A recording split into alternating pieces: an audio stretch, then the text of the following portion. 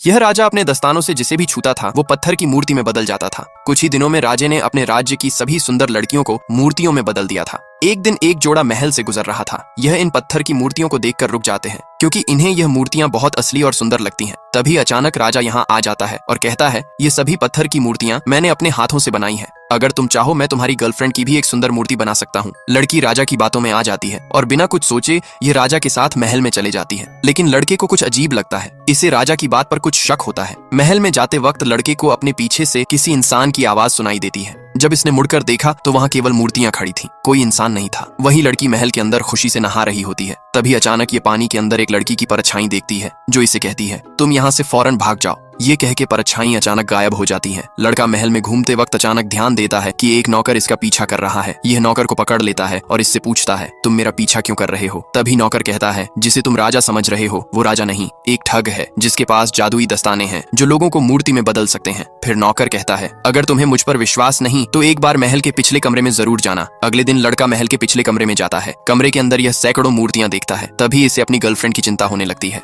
यह अपने साथियों को लेकर फौरन महल जाता है। लेकिन जब तक यह वहां पहुंचता है तब तक राजा लड़के की गर्लफ्रेंड को पत्थर की मूर्ति में बदल चुका था। अपनी गर्लफ्रेंड को मूर्ति बना देख लड़का दंग रह जाता है। इसकी आंखों से आंसू बहने लगते हैं। तभी राजा इसके पास आता है और हंसते हुए इससे कहता है, बेटा अब तुम्हारी बारी है।